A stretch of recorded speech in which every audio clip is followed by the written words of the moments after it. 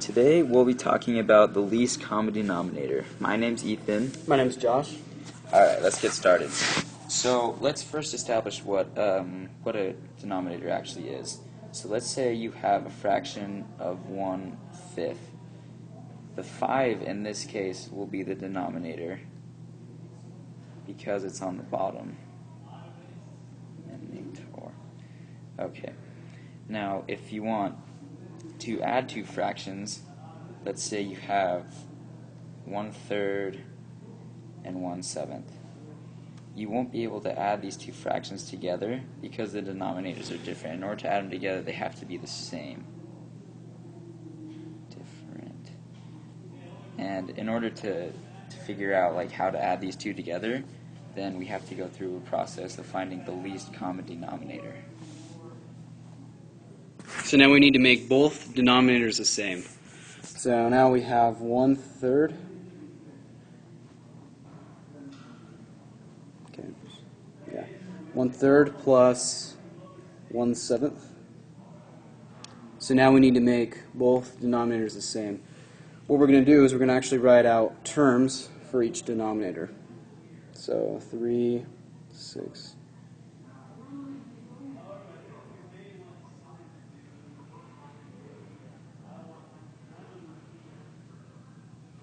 Okay, and then now for 7, 14, 21.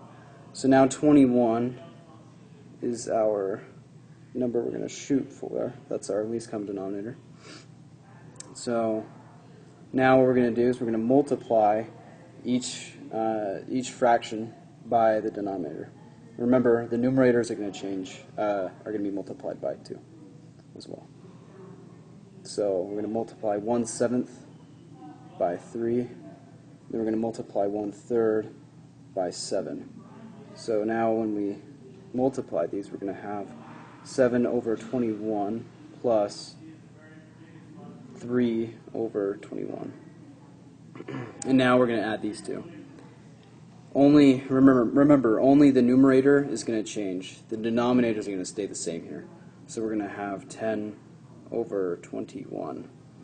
And that is going to be our answer. Alright, so now we're just going to do a practice problem. Let's say we have 1/5 and 5/3.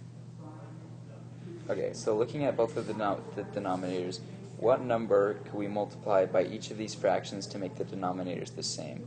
An easy way to do this, instead of writing out some terms, is to multiply 5 and 3, and then that'll give you 15. And that's going to be our least common denominator. Now, multiplying the denominators works out in this case because the least common denominator of 5 and 3 is 15.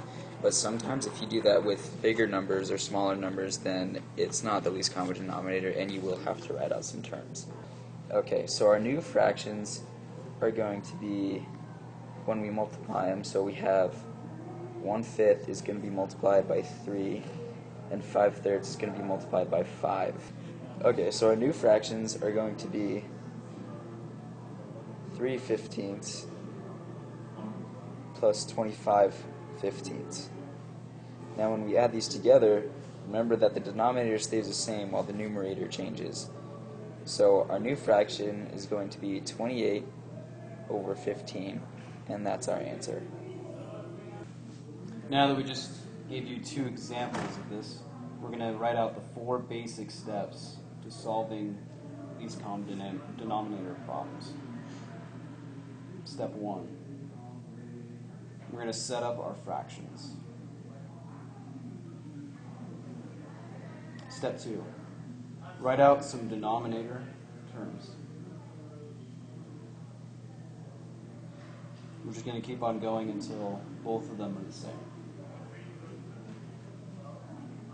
Number 3. Multiply the fractions by the number that will give you the least common denominator. Don't forget, the numerator is also going to be multiplied.